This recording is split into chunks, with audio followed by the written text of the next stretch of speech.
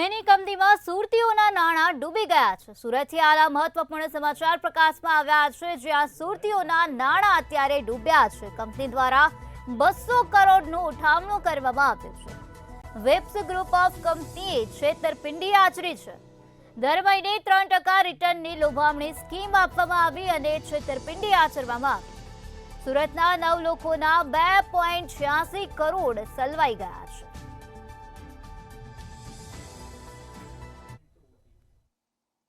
ગઈ તારીખ 13/9/24ના રોજ ડીસીબી પોસ્ટે ખાતે આઈપીસી કલમ 409, 420 તથા જીપીઆઈડી એક્ટ મુજબ ફરિયાદીની ફરિયાદ આધારે ગુનો દાખલ કરવામાં આવેલ છે, જેમાં હાલ પકડાયેલ આરોપી અરવિંદ પાટીલ નાઓ તથા અન્ય વિપ્સ ગ્રુપ ઓફ કંપનીના ડિરેક્ટરો જેઓએ ભેગા મળી આ કામના સાહેદો તથા ફરિયાદીને લોભામણી લાલચ આપી 3% નફો મળશે તેવું જણાવી રોકાણ કરાવી